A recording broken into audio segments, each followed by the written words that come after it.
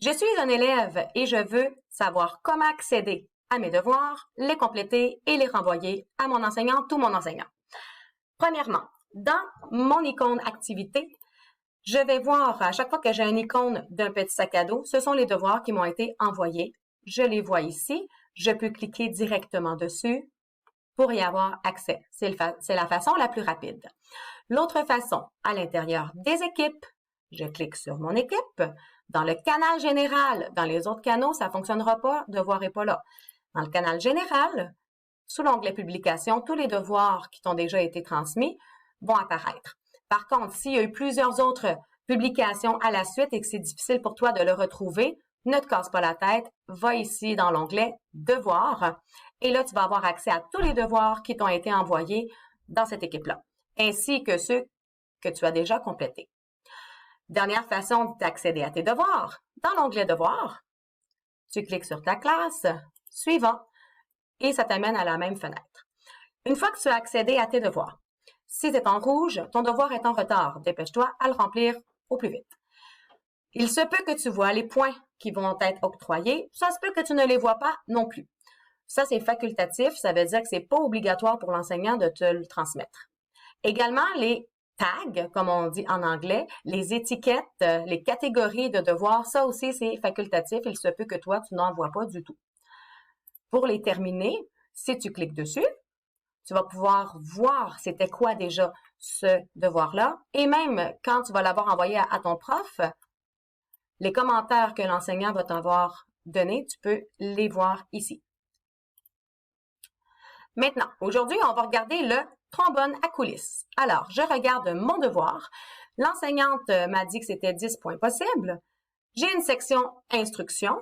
Avant, tu as le titre et l'échéance, donc il est dû pour le 23 mai à 23h59.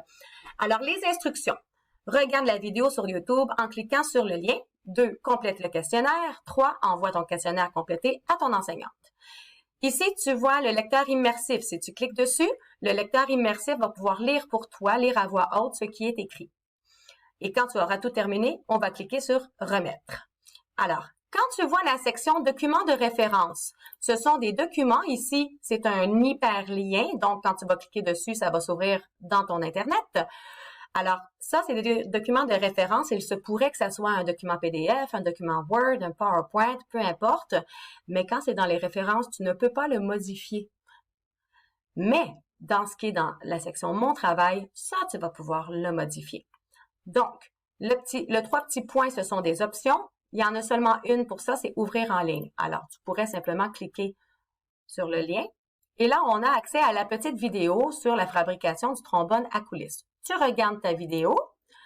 Alors, ton numéro 1 est fait. Numéro 2, complète le questionnaire. Alors, je vais dans ma section « Mon travail ». Je clique dessus. Ici, je ne pourrais pas le modifier directement. Ça, c'est juste pour visualiser à quoi ressemble ton document. Si tu veux que le lecteur immersif le lit, tu cliques sur ce bouton. Si tu veux le modifier, on clique sur le petit crayon. Tu peux, si tu as téléchargé Word sur ton ordinateur, le faire dans l'application de bureau ou encore dans le navigateur, ça veut dire dans ton Office 365. Moi, je vais le faire sur mon bureau. Alors, il va ouvrir Word. Une fois qu'il va être ouvert, j'ai accès à mon document. C'est une copie du document original. Alors, tout ce que tu vas faire, ça va être envoyé à ton prof, mais ça va être seulement ta copie à toi. Alors, j'ai mon questionnaire, j'ai encore le lien que mon prof a mis là. OK, je dois répondre. L'ancêtre du trombone, blablabla. On va dire que c'est médiéval. Alors, je vais cliquer dessus. Le trombone, genre de ton. On va dire que c'est vrai. Ici, quel type de métal? J'ai pas vraiment bien regardé. On va dire que c'est de l'acier. Ben là, écrivez pas ça, gang, parce que vous savez tous que c'est dans les cuivres, hein, n'est-ce pas? Et là, je continue comme ça et je réponds au questionnaire. Lorsque j'ai terminé, regarde bien en haut à gauche, tu vois que ça s'enregistre automatiquement. Si tu avais juste le petit icône sans la petite roue, il faudrait que tu fasses enregistrer, mais là, ça s'enregistre automatiquement. Alors, j'ai simplement à fermer mon document.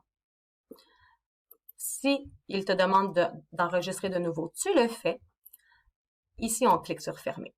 Alors maintenant, dans ton travail, là, tu peux recliquer dessus pour le visualiser. Tes réponses vont être intégrées. Tada! Magie! Alors, j'ai tout vérifié, c'est correct. Je vais pouvoir remettre mon document à mon prof. Avant de te quitter, regarde ici, ajouter un travail. Là, mon prof m'a envoyé un document Word. Il se pourrait que dans ses instructions, ça soit écrit imprime ce document, remplis-le et envoie-moi une photo. À ce moment-là, on clique sur ajouter un travail et là, soit dans ton OneDrive ou sur ton ordinateur, tu peux aller chercher le document que tu as fait, que tu as complété. Si c'est une photo, tu peux aller chercher ta photo. Ensuite, on clique sur ouvrir, on veut le joindre et là, ce que tu envoies à ton enseignant va apparaître ici. Une fois que tout est fait, on clique sur remettre.